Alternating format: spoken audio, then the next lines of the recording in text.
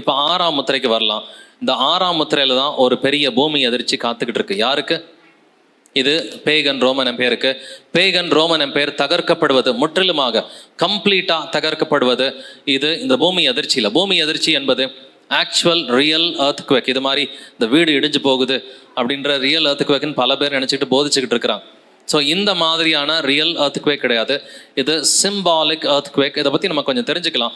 நிறைய வசனங்கள் வாசிக்க போகிறோம்.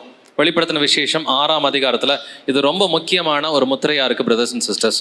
ஸோ இது ஒரு கொஞ்சம் டைம் எடுக்கும், ஒரு 15-20 மினிட்ஸ் இந்த ஒரு முத்திரை மட்டும் வந்துட்டு எடுக்கும். இதில் இருக்க எல்லா வசனங்களையும் நம்ம கவனமாக வந்துட்டு வாசிக்க கேட்கலாம். வெளிப்படுத்தின விசேஷம் 6ஆம் அதிகாரம் 12 முதல் 16 வசனங்கள். அவர் 6ஆம் முத்திரையை உடைக்க கண்டேன். இதோ பூமி மிகவும் அதிர்ந்தது. சூரியன் கருப்பு கம்பளியைப் போல கருத்தது. சந்திரன் இரத்தம் போலாயிற்று. அத்தி மரமானது பெருங்காற்றினால் அசைக்கப்படும் போது அதன் காய்கள் உதிர்கிறது போல வானத்தின் நட்சத்திரங்களும் பூமியிலே விழுந்தது. வானமும் சுருட்டப்பட்ட புஸ்தகம் போலாகி விலகி போயிற்று. மலைகள் தீவுகள் யாவும் தங்கள் இடங்களை விட்டு அகன்று போயின. பூமியின் ராஜாக்களும் பெரியோர்களும் ஐஸ்வர்யவான்களும் சேனை தலைவர்களும் பலவான்களும் அடிமைகள் யாவரும் சுயாதீனர் யாவரும் பர்வதங்களின் குகைகளிலும் கண்மலைகளிலும் ஒளித்து கொண்டு பர்வதங்களையும் கண்மலைகளையும் நோக்கி, நீங்கள் எங்கள் மேல் விழுந்து சிங்காசனத்தின் மேல் வீற்றிருக்கிறவருடைய முகத்திற்கும் ஆட்டுக்குட்டியானவருடைய கோபத்திற்கும் எங்களை மறைத்து கொள்ளுங்கள். ஸோ நிறைய டிஸ்கிரிப்ஷன்ஸ் இந்த ஒரு முத்திரையில் கர்த்தர் கொடுத்துருக்கிறார் இல்லைங்களா. 6ஆம் முத்திரையை கர்த்தர் உடைத்த பொழுது பூமி மிகவும் அதிர்ந்தது. ஒரு பூமி அதிர்ச்சி இருக்கிறது. சூரியன் கருப்பு கம்பளியை போல கருத்தது. இது என்னது? சூரியன் கருப்பு கம்பளி. இதையும் நம்ம தெரிஞ்சுக்கணும். சந்திரன் இரத்தமயமாயிற்று, ரத்தம் போல மாறிடுச்சு. வானத்தின் நட்சத்திரங்களும் பூமியிலே விழுந்தது. வானமும் சுருட்டப்பட்ட புஸ்தகம் போல விலகி போயிற்று. ஸோ வேற என்ன நடக்குது? பர்வதங்களின் குகைகளிலும் கண்மலைகளிலும் கர்த்தருடைய எதிரிகள் ஒழித்து கொண்டார்கள். ஸோ பர்வதங்களே நீங்கள் எங்கள் மேல் விழுங்கள், தற்கொலை பண்ணிக்கிற லெவலுக்கு இவங்களுக்கு ஒரு பெரிய கஷ்டம் வந்துருச்சு. ஸோ இது எதை குறிக்கிறது? 6ஆம் முத்திரையில் நம்ம புரிஞ்சுக்க வேண்டிய விஷயம் நிறையா இருக்குது. இந்த பூமி மிகவும் அதிர்ந்தது அப்படின்னா என்ன அர்த்தம்? சூரியன் கருப்பு கம்பளியை போல கருத்தது, சாக்லோத். இது எதை குறிக்கிறது? சந்திரன் ரத்தம் போல் ஆயிற்று. வானத்தின் நட்சத்திரங்கள் பூமியில் எப்படி விழ முடியும்? சயின்டிஃபிக்காக அதுக்கு பாசிபிலிட்டி இருக்குதா? வானமும் சுருட்டப்பட்ட புஸ்தகம் போல ஆயிற்று அப்படின்னா என்ன அர்த்தம்? மலைகள் தீவுகள் யாவும் தங்கள் இடங்களை விட்டு அகன்று போயின. பர்வதங்கள் குகைகளிலும் கண்மலைகளிலும் ஒழித்து கொண்டார்கள். இது எதை குறிக்கிறது அப்படின்றத நம்ம ஆராய்ந்து பார்க்கலாம். ஒன்றுனா பார்க்க போகிறோம். பூமி அதிர்ச்சி என்பது நாடுகளின் அழிவை குறிக்கிறது. earthquake means fall of nations, destruction of nations. So இதுதான் ஆவியானவர் வந்து பல வசனங்கள் எழுதி வச்சிருக்கிறாரு. வாசிக்கலாம். ஆகா 2ஆம் அதிகாரம் வசனங்கள் 21 முதல் 22 வரைக்கும். நான் வானத்தையும் பூமியையும் அசைய பண்ணி ராஜ்யங்களின் சிங்காசனத்தை கவிழ்த்து ஜாதிகளுடைய ராஜ்யங்களின் பலத்தை அழித்து ரதத்தையும் அதில் ஏறி இருக்கிறவர்களையும் கவிழ்த்து போடுவேன். நான் வானத்தையும் பூமியையும் அசைய பண்ணி ராஜ்யங்களின் சிங்காசனங்களை கவிழ்த்து. வானமும் அசையுது, பூமியும் அசையுது. ஆனால் கவிழ்ந்து போறது எது? அது ராஜ்யங்களின் சிங்காசனத்தை கர்த்தர் கவிழ்த்து போடுகிறார். ஸோ பொலிட்டிக்கல் ரெவல்யூஷனுக்கு பேர் வந்துட்டு பூமி அதிர்ச்சி. பூமி அதிர்ச்சின்னு சொல்லி ஆவிக்குரிய ரீதியில் தானியல் புஸ்தகத்திலையோ அல்லது வெளிப்படுத்தின விஷயத்துல நீங்கள் படிச்சீங்கன்னா பூமி அதிர்ச்சி என்பது the fall of countries, destruction of countries. இதை குறிக்கிறது. ராஜ்யங்களின் சிங்காசனங்கள் கவிழ்ந்து போவது, இதுதான் பூமி அதிர்ச்சி. இதுக்கு நிறைய வசனங்கள் இருக்கிறது. வாசிக்கலாம். எசேக்கியேல் 31வது அதிகாரத்தில் 2ஆம் வசனம் மற்றும் 16வது வசனம். மனுபுத்திரனே, எகிப்தின் ராஜாவாகிய பார்வோனோடும் அவனுடைய திரளான ஜனத்தோடும் நீ சொல்ல வேண்டியது என்னவென்றால், நீ உன் மகத்துவத்திலே யாருக்கு ஒப்பாயிருக்கிறாய்? நான் அவனை குழியில் இறங்குகிறவர்களோட கூட பாதாளத்தில் இறங்க பண்ணுகையில் அவன் விழுகிற சத்தத்தினால் ஜாதிகளை அதிர பண்ணினேன். ஸோ இதில் 2வது வசனத்தை படித்து பார்த்தீங்கன்னா அதில் மனுபுத்திரனே, எகிப்தின் ராஜாவாகிய பார்வோனை பற்றி கர்த்தர் பேசுகிறார் இல்லைங்களா. அடுத்து 16வது வசனத்தில் அவன் விழுகிற சத்தத்தினால் ஜாதிகளை அதிர பண்ணுவேன். இங்கே ஒரு பூமி அதிர்ச்சியை பற்றி கர்த்தர் பேசுகிறார். ஸோ பூமி அதிர்ச்சி எதை குறிக்கிறது? ஈஜிப்ட் விழுந்து போகிறது, த டெஸ்ட்ரக்ஷன் ஆஃப் ஈஜிப்ட். ஈஜிப்டின் அழிவை வந்துட்டு கர்த்தர் எப்படி சொல்றாரு? ஒரு பெரிய பூமி அதிர்ச்சி என்று கர்த்தர் எழுதி இருக்கிறார். இதை போல நிறைய வசனங்கள் இருக்கிறது. இப்போ 2 சாட்சிகளை பார்த்துட்டோம். ஸோ இந்த பூமி அதிர்ச்சி என்பது இந்த பேகன் ரோமன் எம்பையர் முற்றிலுமா தகர்ந்து போவது, the destruction of pagan Roman empire. 313 மட்டும் இல்லைங்க, 313 தொடங்கி 380 வரைக்கும். ஏன்னா அங்கே பேகன் ரோமன் எம்பையரில் வந்துட்டு 313 கிறிஸ்தவர்களை கொல்லக்கூடாதுன்னு மட்டும்தான் சொன்னாங்க. பட் பேகன்ஸ் உயிரோடு இருக்கலாம், பேகன்ஸ் வந்து நார்மலாக பாகால வழிபடலாம் அப்படின்ற ஒரு சட்டம் இருந்தது. பட் பேகன்ஸனுடைய அந்த ஆலயங்களெல்லாம் இடிச்சு போட்டதுக்கு கர்த்தர் இன்னொரு ராஜாவை எழுப்பினார். ஸோ கான்ஸ்டன்டைன் ராஜா, டயக்லீஷியனா, அடுத்து மேக்சன்ஷியஸ், இவங்களெல்லாம் தோக்கடிச்ச அந்த காலகட்டம் பார்த்தீங்கன்னா 312 AD. 312 தோக்கடிச்சிட்டான். அதன் பிறகு கான்ஸ்டன்டைன் ராஜா வந்துட்டு மேக்சன்ஷியஸ், லிசீனியஸ், இவங்க எல்லாரையுமே தோக்கடிச்சு என்டையர் யூரோப்பை பிடிச்சது 324. அவ்வளோ வருஷம் சண்டை நடந்திருக்குங்க. கிட்டத்தட்ட 12-13 ஆண்டுகள் கான்ஸ்டன்டைன் ராஜா சண்டை போட்டு முழு ஐரோப்பாவையும் பிடிச்சதுக்கு அவனுக்கு ஒரு 12-13 வருஷம் எடுத்திருக்கு. 324 தான் வந்துட்டு அவன் வந்துட்டு டர்க்கியையும் பிடிச்சிட்டான். டர்க்கியில் இருக்க இஸ்தான்புலுக்கு தன்னுடைய பேரை வச்சுக்கிட்டான், கான்ஸ்டன்டினோப்பல் அப்படின்ற பேர் வந்துச்சு. கான்ஸ்டன்டைன் இருக்கிற வரைக்கும் சிங்கிள் எம்பையர். கான்ஸ்டன்டைன் இருந்தப்ப சிங்கிள் எம்பையராக தான் இருந்துச்சு. தியோடோசியஸ் இருந்தப்பையும் சிங்கிள் எம்பையர் தான். அதன் பிறகு தான் eastern Roman empire, western Roman எம்பையர்னு 2ஆக டிவைட் ஆகுது. அதுக்கப்புறம் வெஸ்டர்ன் ரோமன் எம்பையர் உடஞ்சு போகிறப்ப அது 10 நாடாக வந்துட்டு தனியாக பிரியுது.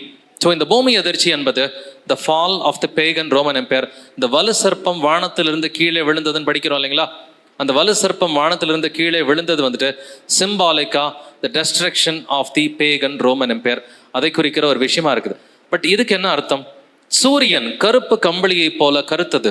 த sun became black as sackcloth. இது எது எக்லிப்ஸை குறிக்குமா? சில பேர் இது எக்லிப்ஸ் அப்படின்னு சொல்லி நினைக்கிறான். சூரிய கிரகணம் அல்லது சந்திர கிரகணம் அப்படின்ற மாதிரி எக்லிப்ஸாக இருக்குமோ? பட் சூரியன் அது கருப்பு கலரில் மாறுறது சூரியன் ஒரு ராஜாவை குறிக்கிறது என்பதை நாம் புரிந்து கொள்ள வேண்டும். வாசிக்கலாம் எரேமியா 15ஆம் அதிகாரம் 4 மற்றும் 9வது வசனம். எசேக்கியாவின் குமாரனும் யூதாவின் ராஜாவுமாகிய மனாசே எருசலேமில் செய்தவைகளை நிமித்தம் அவர்களை பூமியில் உள்ள எல்லா ராஜ்யங்களிலும் அலைய பண்ணுவேன். 7 பிள்ளைகளை பெற்றவள் களைத்து போகிறாள், அவள் தன் பிராணனை விட்டுவிட்டாள். இன்னும் பகலாயிருக்கையில் அவளுடைய சூரியன் அஸ்தமித்தது, வெட்கமும் லட்சையும் அடைந்தாள்.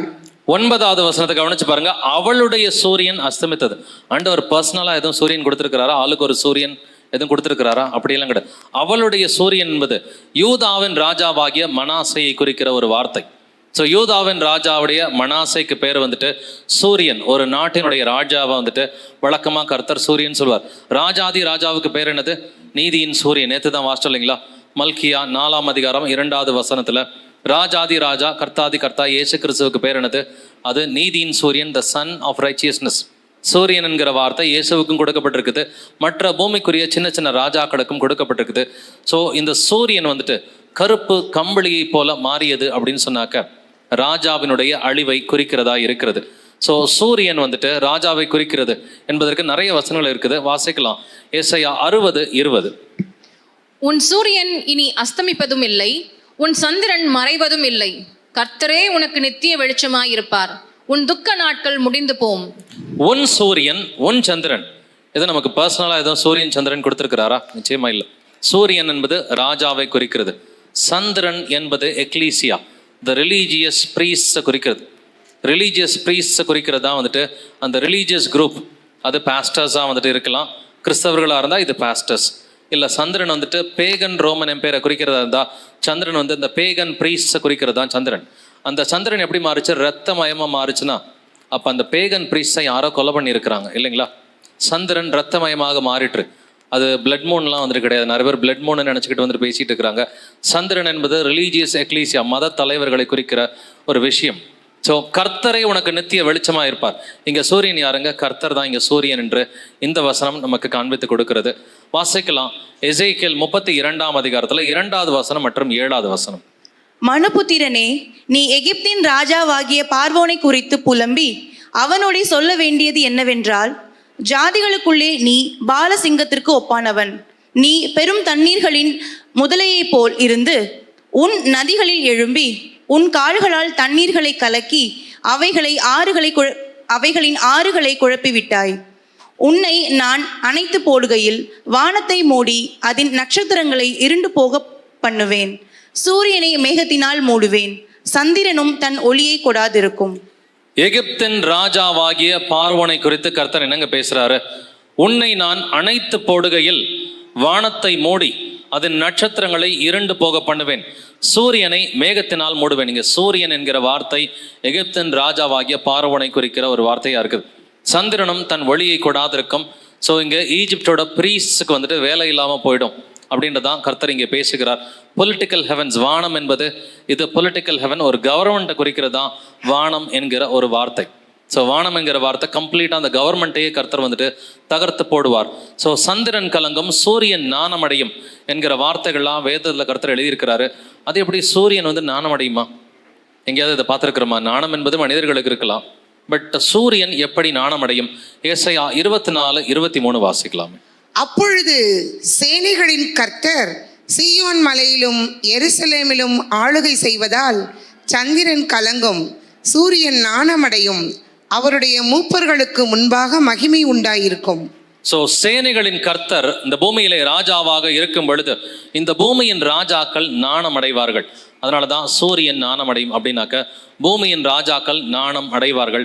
சந்திரன் கலங்கும், இந்த பூமிக்குரிய புறஜாதி மத தலைவர்கள் அவர்கள் கலங்குவார்கள் என்றும் வேதம் சொல்கிறது. ஸோ சந்திரன் கலங்கும் அப்படின்னாக்க பூமியில் இருக்கிற புறஜாதி மத தலைவர்கள் எல்லோருமே அவர்கள் கலங்கி போவார்கள். ஸோ பெந்தகோஸ்தே நாளிலையுமே இந்த சூரியன் அந்தகாரப்பட்டது என்றும் எழுதியிருக்கிறது. வாசிக்கலாம். யோவேலில் வந்துட்டு 2ஆம் அதிகாரம் 10வது வசனம் மற்றும் 31வது வசனம். அவைகளுக்கு முன்பாக பூமி அதிரும், வானங்கள் அசையும், சூரியனும் சந்திரனும் இருண்டு போகும், நட்சத்திரங்கள் ஒளி மழுங்கும். கர்த்தருடைய பெரிதும் பயங்கரமுமான நாள் வரும் முன்னே சூரியன் இருளாகவும் சந்திரன் இரத்தமாகவும் மாறும். அவைகளுக்கு முன்பாக பூமி அதிரும், வானங்கள் அசையும், சூரியனும் சந்திரனும் இருண்டு போகும், நட்சத்திரங்கள் ஒளி மழுங்கும், சூரியன் இருளாகவும் சந்திரன் இரத்தமாகவும் மாறும். இது வந்துட்டு யோவேல் எழுதிட்டு போயிட்டார். ஆனால் பேதுரு திடீர்னு ஒரு நாள் சொல்கிறான், பெந்தகோஸ்தே அன்னைக்கு இன்னைக்கு இது நிறைவேறிடுச்சு அப்படிங்கிறான் இல்லைங்களா. இந்த யோவேல் சொன்ன இந்த வாக்கியம் எப்பொழுது நிறைவேறியது? பெந்தகோஸ்தே நாளன்று. வாசிக்கலாம். அப்போஸ்தலர் 2ஆம் அதிகாரத்தில் 16 மற்றும் 20வது வசனங்கள். தீர்க்கதரிசியாகிய யோவேலின் நாள் உரைக்கப்பட்டபடியே இது நடந்தேறுகிறது. கர்த்தருடைய பெரிதும் பிரகாசமுமான நாள் வரும் முன்னே சூரியன் இருளாகவும் சந்திரன் இரத்தமாகவும் மாறும். தீர்க்கதரிசியாகிய யோவேலினால் உரைக்கப்பட்டபடியே இது நடந்து ஏறுகிறது. பிரசன்ட் டென்ஸ்ல. ஸோ இப்பயிலிருந்து இது நடக்க ஆரம்பிச்சிருச்சுப்பா. என்ன நடக்கும்னா, இஸ்ரவேல் தேசத்துல சூரியன் இருளாக மாறும், சந்திரன் இரத்தமாக மாறும்னு சொல்லி இதை யாருங்க பேசுறது? பேதுருவே பேசுறான். சூரியன் இருளாக மாறும்னா இஸ்ரவேல்ல ராஜா இல்லாமலே போயிடுவான். நடந்துச்சா? கிபி 70 வந்துட்டு இது நடந்துச்சு இல்லைங்களா. இஸ்ரவேல்ல கிபி 70 முதற்கொண்டு ராஜாக்கள் இல்லாமலே போயிட்டாங்க. சந்திரன் இரத்தமாக மாறும். இஸ்ரவேலில் இருந்த மத தலைவர்களுக்கு பேர் என்னது? ஆசாரியர்கள் என்று சொல்லுவார்கள் இல்லைங்களா. இந்த ஆசாரியர்களுக்கு என்ன நடந்துச்சு? அவர்கள் கொல்லப்பட்டார்கள். அதனால தான் சந்திரன் இரத்தமாக மாறியது. ஸோ இந்த யோவேல் சொன்ன தீர்க்க தரிசனம் பெந்தகோஸ்தே நாள் தொடங்கி இது கிபி 70 முதல் ஒரு 40 ஆண்டுகளுக்குள்ளார இது எல்லாமே நடந்து முடிஞ்சிருச்சு. ஸோ சூரியன் இருளாக மாறுவது என்பது அந்த ராஜாவின் அழிவை குறிக்கிறது. சந்திரன் இரத்தமாக மாறுவது வந்துட்டு அந்த மத தலைவர்கள். ஸோ குறிப்பாக இங்கே இஸ்ரவேலை பொறுத்த வரைக்கும் ஆசாரியர்கள், கிறிஸ்தவர்களை பொறுத்த வரைக்கும் பாஸ்டர்ஸ். ஸோ இஸ்ரவேலுடைய ஆசாரியர்கள் கொல்லப்படுவார்கள் என்று கர்த்தர் சொன்னபடி இது கிபி 70 நடந்து முடிந்து விட்டது. பட் நாம வாசித்த கான்டெக்ட் எல்லாமே ரோம ராஜ்யத்தில், பேகன் ரோமன் எம்பையர்ல வந்துட்டு அங்கே இருக்கிற அந்த பேகன் பிரீஸ் அவர்கள் கொல்லப்படுவார்கள் என்று கர்த்தர் பேசி இருக்கிறார். ஸோ இஸ்ரவேலின் 10 கோத்திரங்கள் அழியும் பொழுதும் கர்த்தர் வந்துட்டு சூரியன் அந்தகாரப்பட்டது என்றும் எழுதி இருக்கிறார். வாசிக்கலாம். ஆமோஸ் 8ஆம் அதிகாரம் 2 மற்றும் 9வது வசனங்கள். அவர், ஆமோசே, நீ என்னத்தை காணுகிறாய் என்று கேட்டார். பழுத்த பழங்களுள்ள ஒரு கூடையை காண்கிறேன் என்றேன். அப்பொழுது கர்த்தர் என்னை நோக்கி, என் ஜனமாகிய இஸ்ரவேலுக்கு முடிவு காலம் வந்தது, இனி அவர்களை மன்னிக்க மாட்டேன். அந்நாளிலே நான் மத்தியானத்திலே சூரியனை அஸ்தமிக்க பண்ணி பட்ட பகலிலே தேசத்தை அந்தகாரப்படுத்தி. இஸ்ரவேலுக்கு முடிவு காலம் வந்தது. எப்படிங்க கர்த்தர் இஸ்ரவேலுக்கு முடிவு காலத்தை கொண்டு வந்தாரு? மத்தியானத்திலே சூரியனை அஸ்தமிக்க பண்ணி. என்னைக்காவது மத்தியானத்துல சூரியன் அஸ்தமிச்சிருக்கிறா? நடந்ததே கிடையாது. ஸோ இங்க இஸ்ரவேலில் இருக்கிற ராஜாக்களுடைய அழிவு தான் கர்த்தர் சூரியன் அந்தகாரப்பட்டது என்று எழுதியிருக்கிறார். அப்படின்னாக்க நம்ம ஏற்கனவே வாசிச்சோம் இல்லைங்களா, அந்த வலு சர்ப்பத்தின் ராஜ்யத்தில் வந்துட்டு அந்த சூரியன் கருப்பு கம்பளியை போல மாறிட்டுனா அந்த வலு சர்ப்பத்தின் ராஜ்யமா இருக்கிற பேகன் ரோமன் எம்பையர்ல ராஜாக்களை கர்த்தர் அழிக்கிறார். யார் மூலமா? கான்ஸ்டன்டைன் மூலமா ராஜாக்களை கர்த்தர் அழித்து போட்டார். அதுதான் அது குறிக்கிறது. ஸோ ரெட்டுடுத்தி அப்படின்னா அவர்கள் துக்கப்படுவார்கள் என்றும் எழுதி இருக்கிறது. எரேமியா 49:3 வாசிக்கலாமே. எஸ்போனே அலறு, ஆயி பாழாக்கப்பட்டது. ரப்பாவின் குமாரத்திகளே ஓலமிடுங்கள். இரட்டை உடுத்திக்கொண்டு புலம்பி வேலிகளில் சுற்றி திரியுங்கள். அவர்கள் ராஜா அதன் ஆசாரியர்களோடும் அதன் பிரபுக்களோடும் கூட சிறைப்பட்டு போவான். இங்க கர்த்தர் ஸ்ட்ரைட்டாவே சொல்லிட்டாருங்க. ராஜா என்பது சூரியன் இல்லைங்களா? ராஜா அதன் ஆசாரியர்களோடும் அதன் பிரபுக்களோடும் கூட சிறைப்பட்டு போவான். ஸோ ராஜா என்பது சூரியனை குறிக்கிறது, ஆசாரியர்கள் இது சந்திரனை குறிக்கிறது, பிரபுக்கள் என்பது நட்சத்திரங்களை குறிக்கிறது. ஸோ முக்கியமான ஆட்கள் பிரபுக்கள் என்பது, ஸோ ஒரு ஊரில் இருக்கிற ஒரு முக்கியமான தலைவர்களை கர்த்தர் வந்துட்டு பிரபுக்கள், சபைக்குள்ளார வந்துட்டு அவர்களையும் நட்சத்திரம்னு சொல்றார். போதிக்கிறவங்கள கர்த்தர் நட்சத்திரம் என்று எழுதி இருக்கிறார். என் வலது களத்திலே இருக்கிற அந்த 7 நட்சத்திரங்களும் 7 சபைகளின் தூதர்கள் என்று எழுதியிருக்கிறார்.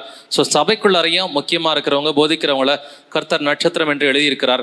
அதுபோல் சொசைட்டிலையுமே வந்துட்டு முக்கியமாக இருக்கிற முக்கியமான தலைவர்களை வந்துட்டு பிரபுக்களை வந்துட்டு கர்த்தர் நட்சத்திரங்கள் என்றும், ஆசாரியர்களை வந்துட்டு சந்திரன் என்றும், அதே போல் ராஜாவா சூரியன் என்றும் எழுதியிருக்கிறார். பட் இவர்களுக்கு ரெட்டு உடுத்தி கொள்வாங்கன்னா இவர்களுக்கு பெரிய துக்கம் இருக்கும், இவங்களுக்கு பெரிய அழிவும் துக்கமும் வந்துட்டு இருக்கும். அதனால தான் ரெட்டுடுத்தி கொள்வார்கள்.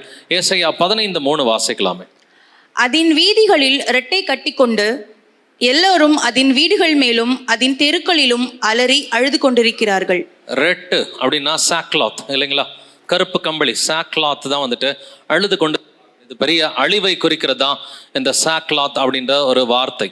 இதே போல எசேக்கியேல் 27:31 உனக்காக மொட்டையிட்டு ரெட்டுடுத்தி கொண்டு உனக்காக மனம் கசந்து அழுது துக்கம் கொண்டாடுவார்கள். இந்த ரெட்டு உடுத்துறது சாக்லாத் அப்படின்றது பெரிய துக்கத்தை குறிக்கிறது. பட் சந்திரன் ரத்தம் போல் ஆயிற்று என்றும் எழுதி இருக்கிறது இல்லைங்களா? சூரியன் என்பது ஒரு நாட்டினுடைய ராஜாவை குறிக்கிறது. சந்திரன் என்பது ஒரு நாட்டினுடைய மத தலைவர்களை குறிக்கிறது. யூதர்களாக அது ஆசாரியர்கள், கிறிஸ்தவர்களாக இருந்தால் அது பாஸ்டர்ஸ், இது பாகாலை வழிபடுகிறவர்களாக இருந்தால் பேகன் ப்ரீஸ். இதுதான் சந்திரன் ரத்தம் போல ஆயிற்று. பட் இதை பல பாஸ்டர்ஸ் என்ன சொல்கிறாங்க, இது பிளட் மூனை குறிக்கிறதுன்னு சொல்லி 2015 ஆரம்பித்து நிறையா பிளட் மூன் ஸ்டோரி எல்லாம் எழுதி புக்ஸ் எல்லாம் எழுதி நிறைய அதில் வந்துட்டு பணம் பண்ணி இருக்கிறாங்க. இது பிளட் மூன்ஸை குறிக்கிறது கிடையாது. இது வந்துட்டு சந்திரன் எதை குறிக்கிறதுன்றதை நம்ம தெரிஞ்சுக்கலாம். சங்கீதம் 81:3 வசனம். மாத பிறப்பிலும் நியமித்த காலத்திலும் நம்முடைய பண்டிகை நாட்களிலும் எக்காலம் போதுங்கள். மாத பிறப்புனா என்னங்க அர்த்தம்? நியூ மூன்னு சொல்லி இங்கிலீஷ்ல இருக்கும் இல்லைங்களா? மாத பிறப்புனா நியூ மூன். ஸோ சந்திரனை மையமாக வச்சு தான் பழைய ஏற்பாட்டில் கேலண்டரே வந்துட்டு இருக்குது. ஸோ மூணை வந்துட்டு அடிப்படையாக கொண்டு தான் கேலண்டர் வந்துட்டு பழைய ஏற்பாட்டில் கர்த்தர் வைத்திருக்கிறார். மாத பிறப்பு. ஸோ சந்திரன் என்பது வழி நடத்தும் அந்த ஆசாரிகள், அந்த மத தலைவர்களை குறிக்கிறதா வந்துட்டு சந்திரன் என்கிற வார்த்தை. வாசிக்கலாம் ஏசாயா 1:14. உங்கள் மாத பிறப்புகளையும் உங்கள் பண்டிகைகளையும் என் ஆத்துமா வெறுக்கிறது. உங்கள் மாத பிறப்புகள் new moons, I hate your new moons அப்படின்றார். ஸோ சந்திரன் என்பது வந்துட்டு அந்த மத தலைவர்களை, ஸோ யூதர்களாக இருந்தால் ஆசாரியர்கள், பேகன் கிங்டமாக இருந்துச்சுன்னா அந்த பேகன் ப்ரீஸ்டை குறிக்கிறது தான் சந்திரன், மூன் அப்படின்ற ஒரு வார்த்தை. வானம் சுருட்டப்பட்ட புஸ்தகம் போல் ஆயிற்று. இதையும் கர்த்தர் பழைய ஏற்பாட்டில் எழுதியிருக்கிறார். வாசிக்கலாம் ஏசாயா 34 முதல் 6 வசனங்கள்.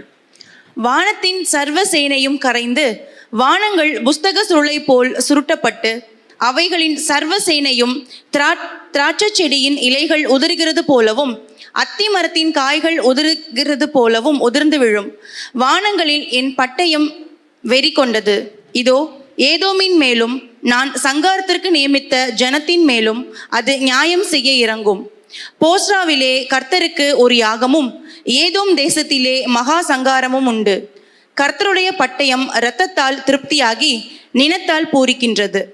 ஏதோமா கர்த்தர் அழிக்கிறது எப்படி பேசுறாருன்னு பார்த்தீங்களா? ஸோ இதுதான் வந்துட்டு கொஞ்சம் பேரபிள்ஸ் மாதிரி, ஸோ சிம்பாலிக் லாங்குவேஜில் கர்த்தர் பேசுகிறாரு. ஏதோம், ஏதோம் என்பது எதை குறிக்கிறது? ஈடம். ஈடம் வந்துட்டு ஏசாவுக்கு இன்னொரு பெயர் இல்லைங்களா? ஏசாவினுடைய இன்னொரு பெயர் வந்துட்டு.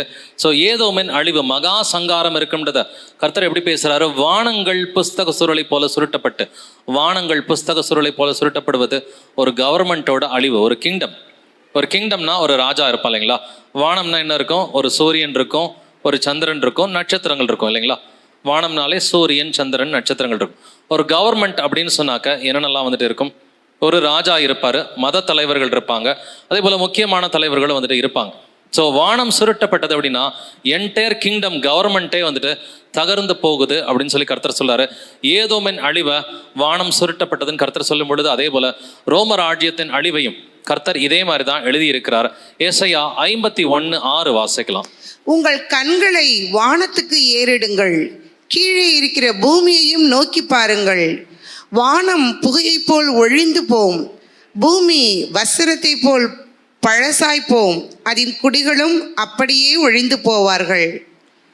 ஸோ வானம் புகையை போல் ஒளிந்து போகும் என்று எழுதியிருக்கிறது, பூமி வஸ்திரத்தை போல பாழாய் போகும் என்று கர்த்தர் வந்துட்டு, ஸோ இந்த கிங்டம் தான் வந்துட்டு கர்த்தர் வானம் என்று பேசியிருக்கிறார். தானியல் 2ஆம் அதிகாரம் 44வது வசனத்தை வாசிக்கலாம். அந்த ராஜாக்களின் நாட்களிலே பரலோகத்தின் தேவன் என்றென்றைக்கும் அழியாத ஒரு ராஜ்யத்தை எழும்ப பண்ணுவார். அந்த ராஜ்யம் வேறே ஜனத்துக்கு விடப்படுவதில்லை. ஒரு கல் கையால் பெயர்க்கப்படாமல் மலையிலிருந்து உருண்டு வந்து இரும்பையும் வெண்கலத்தையும் களிமண்ணையும் வெள்ளியையும் பொன்னையும் நொறுக்கினதை நீர் கண்டீரே, அப்படியே அது அந்த ராஜ்யங்களை எல்லாம் நொறுக்கி நிர்மூலமாக்கி தானோ என்றென்றைக்கும் நிற்கும். எதுக்காக இந்த வசனம் வாசிச்சோம்னா, மலைகள் தங்கள் இடங்களை விட்டு அகன்றது. இது எதை குறிக்கிறது? ராஜ்யத்தின் வீழ்ச்சியை குறிக்கிறது. Mountain and island were removed from its place. fall of nations. Roman empire பேகனை, அந்த பாகாலை வழிபட்ட பேகன் ரோமன் எம்பையர், இது முற்றிலுமா தகர்ந்து போவது. இங்கே ஒரு ராஜ்யம்ன்றதை பார்க்குறோம். ஸோ இங்கே ஒரு ராஜ்யம், இது மலையை குறிக்கிறது. மலை என்பது ஒரு ராஜ்யத்தை குறிக்கிறது. பர்வதம் என்பது ஒரு ராஜ்யத்தை குறிக்கிறது. நேத்தே வந்துட்டு தானியல் புஸ்தகத்தில் 2ஆம் அதிகாரத்தில் வாசித்தம் வந்துட்டு எரேமியா 5ஆம் அதிகாரம் 24 முதல் 25 வசனங்கள் வாசிக்கும் பொழுது இங்கே கர்த்தர் வந்துட்டு கெடுக்கிற கேடான பர்வதமேன்னு யாரை பார்த்து சொல்றாரு? பாபிலோனை பார்த்து சொல்றாரு. முதல் வார்த்தை பாபிலோன் ராஜ்யம் இல்லைங்களா? அந்த பாபிலோன் எம்பையரை பார்த்து, பாபிலோன் கிங்டம் பார்த்து கர்த்தர் என்ன சொல்றாரு? கெடுக்கிற கேடான பர்வதமே, ஒரு மவுண்டன் அப்படின்னு சொல்லி தான் சொல்றார். ஸோ மவுண்டன், பர்வதம் என்பது ஒரு ராஜ்யத்தை குறிக்கிற ஒரு வார்த்தையாக இருக்கிறது. இதே போல நிறைய வசனங்கள் எழுதப்பட்டிருக்கிறது. குகைகளிலும் அதே போல வந்துட்டு கண்மலைகளிலும் ஒழித்து கொண்டு இது சிலை வழிபாடு, இது கோவில்கள் எல்லாமே மூடப்படும் அப்படின்ற அர்த்தத்தில் கருத்தில் எழுதியிருக்கிறார். சிலை வழிபாடு கோவில்கள் எல்லாமே வந்துட்டு வழக்கமாக குகைகளில் கண்மலைகளில் தான் இவங்க வச்சிருப்பாங்க. அது எல்லாமே மூடப்படும் என்பதற்காக தான் கர்த்தர் ஏசாயா 2ஆம் அதிகாரத்தில் 18 முதல் 21 வசனங்களை நம்ம வாசிக்கும் பொழுது தொடர்ந்து இந்த வசனத்தை வாசிப்போமே. விக்கிரகங்கள் கட்டோடே ஒழிந்து போம், பூமியை தத்தளிக்க பண்ண கர்த்தர் எழும்பும் போது அவருடைய பயங்கரத்திற்கும் அவருடைய மகிமை பிரதாபத்திற்கும் விலகி கண்மலைகளின் கெபிகளிலும் பூமியின் குகைகளிலும் புகுந்து கொள்வார்கள். பூமியை தத்தளிக்க பண்ண கர்த்தர் எழும்பும் அந்நாளிலே அவருடைய பயங்கரத்திற்கும் அவருடைய மகிமை பிரதாபத்திற்கும் விலகி கண்மலைகளின் வெடிப்புகளிலும் குன்றுகளின் சந்துகளிலும் புகுந்து கொள்ளும்படிக்கு மனுஷன் பணிந்து கொள்ள தனக்கு உண்டாக்கியிருந்த தன் வெள்ளி விக்கிரகங்களையும் தன் பொன் விக்கிரகங்களையும் மூஞ்சுருக்களும் துறிஞ்சில்களுக்கும் எழுந்து விடுவான். ஸோ நம்ம ஏற்கனவே வாசிச்சோம் இல்லைங்களா? இந்த 6ஆம் முத்திரையை கர்த்தர் உடைத்த பொழுது என்ன நடந்துச்சு? இயேசு கிறிஸ்துவின் எதிரிகள்லாம் ஓடி போய் ஒளிஞ்சுக்கிட்டாங்க. எங்கே ஒளிஞ்சுக்கிட்டாங்க? குகைகளிலும் கண்மலைகளிலும் ஒளிந்து கொண்டார்கள் அப்படின்றத பார்க்குறோம். இது எதை குறிக்கிறது? விக்கிரகங்கள் கட்டோடை ஒளிந்து போகும். விக்கிரக வழிபாடு, அந்த ரோமன் எம்பையர்ல பாகாலை வழிபடுகிற விக்கிரக வழிபாடு ஒளிந்து போவதை குறிக்கிறது. கண்மலைகளின் கெபிகளிலும் பூமியின் குகைகளிலும் புகுந்து கொள்வார்கள். விக்கிரக வழிபாடு ஒளிந்து போவது தான் கர்த்தர் இந்த வசனங்கள் மூலமா எழுதியிருக்கிறார். கண்மலைகளின் வெடிப்புகளிலும் குன்றுகளின் சந்துக்களிலும் புகுந்து கொண்டு விக்கிரகங்களை அவங்களாம் எரிஞ்சிருவாங்க. இந்த அளவுக்கு அவங்களுக்கு ஒரு நெருக்கம் வந்த காலகட்டம் தான் வந்துட்டு கிபி 313 முதல் கிபி 380 வரைக்கும். கிபி 313 முதல் கிபி 380 395 தியோடோசியஸோட காலம் வரைக்கும், கிபி 395 வரைக்கும் இதனுடைய நிறைவேறுதல் இருக்குது. அந்த பூமி அதிர்ச்சி, த கிரேட் எர்த்குவேக் எதை குறிக்கிறது? இந்த the fall of the pagan Roman empire, அந்த பாகாலை வழிபட்ட அந்த பேகன் ரோமன் எம்பையருடைய வீழ்ச்சி. இது 313 தொடங்கி இது முடிஞ்சது 395 தான் கம்ப்ளீட்டாக முடிஞ்சது. ஏன்னா அந்த பேகன் டெம்பிள்ஸ் எல்லாமே க்ளோஸ் ஆனது கொஞ்சம் லேட்டாக தான். பேகன் டெம்பிள்ஸ் க்ளோஸ் ஆனது இது 380க்கு பிறகு தான். சூரியன் என்பது ஒரு ராஜாவை குறிப்பது. சூரியன் கருப்பு கம்பளியை போல மாறிற்று, பேகன் ராஜாக்கள் கொல்லப்பட்டது. அதே போல சந்திரன் ரத்தம் போல மாறிற்று, அந்த பேகன் பிரீஸ் அவர்கள் கொல்லப்பட்டது. சந்திரன் ரத்தமயமாக மாறியது. வானம் சுருட்டப்பட்ட புஸ்தகம் போலானது. பேகன் கவர்மெண்ட், பேகன் கிங்டம் கம்ப்ளீட்டாக அழிந்து போனது. மலைகள் தீவுகள் யாவும் இடங்களை விட்டு அகன்று போயின. மலைகள் என்பது ராஜ்யத்தை குறிக்கிறது இல்லைங்களா? அந்த பேகன் ராஜ்யம் முற்றிலுமாக அழிந்து போவது. இதுதான் மலைகள் வந்துட்டு இடங்களை விட்டு அகன்று போவது. ஸோ இந்த பேகன் ரோமன் எம்பையரோட வீழ்ச்சி, the fall of the pagan Roman empire, அதான் கர்த்தர் இவ்வளோ சிம்பாலிக்காக அழகாக எழுதியிருந்தார். ஸோ இது ரொம்ப இன்னுமே அதிக டீட்டெயில்ஸ் போயிருந்திருக்கலாம், பட் நமக்கு டைம் குறைவாக இருக்குது. ஸோ ஆவியானவர் எப்பொழுதுமே ரொம்ப அழகாக வந்துட்டு நல்ல ஒரு பொயட்டிக்காக தான் எழுதுவார். இதனுடைய நிறைவேறுதலுக்குரிய காலகட்டம் கிபி 313 முதல் 395 வரைக்கும், தியோடோசியஸ் வரைக்கும் பார்த்தீங்கன்னா இதனுடைய நிறைவேறுதல் இருக்குது. குறிப்பாக 380 தியோடோசியஸ் வந்த பிறகு பேகன் டெம்பிள்ஸ் எல்லாத்தையும் உடச்சி போட்டான், மூடி போட்டான். ஃபஸ்ட்டு மூடினாங்க, பிறகு உடைக்கவே ஆரம்பித்தாங்க. ஸோ இந்த அளவுக்கு பேகன் ரோமன் எம்பையர் ராஜாக்கள் மட்டும் இல்லைங்க, ஈவன் டெம்பிள்ஸ் உள்பட எல்லாமே வந்துட்டு கம்ப்ளீட்டாக மூடிட்டாங்க. இதோட வலு சர்ப்பம் தகர்க்கப்பட்டது.